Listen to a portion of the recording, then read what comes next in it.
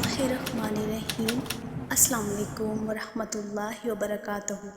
حضرت ابن عمر رضی اللہ تعالیٰ عنہ سے روایت ہے کہ رسول خدا صلی اللہ تعالیٰ علیہ وآلہ وسلم نے فرمایا کہ میری امت پر ایک زمانہ ایسا آئے گا جیسا کہ بنی اسرائیل پر آیا تھا، بالکل ہو بہو ایک دوسرے کے مطابق، یہاں تک کہ بنی اسرائیل میں سے اگر کسی نے اپنی ماں سے اعلانیہ بدفعلی کی ہوگی تو میری امت میں بھی ضرور کوئی ہوگا جو ایسا کرے گا۔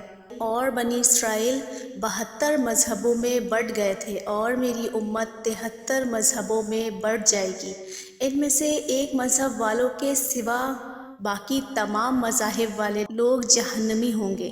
صحابہ کرام رضی اللہ تعالیٰ عنہ نے عرض کیا، یا رسول اللہ صلی اللہ تعالیٰ علیہ وآلہ وسلم، وہ ایک مذہب والے کون ہیں، یعنی اس کی پہچان کیا ہے؟ تو رسول خدا صلی اللہ تعالیٰ علیہ وآلہ وسلم نے ارشاد فرمایا، وہ لوگ اسی مذہب اور ملت پر قائم رہیں جس پر میں ہوں اور میرے صحابہ ہیں۔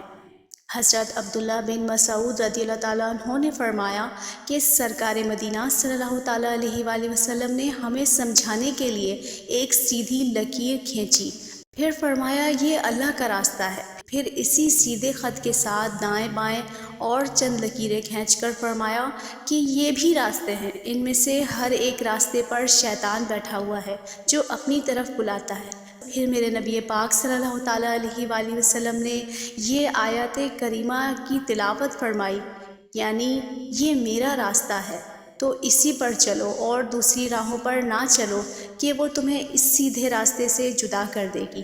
جزاک اللہ خیرہ۔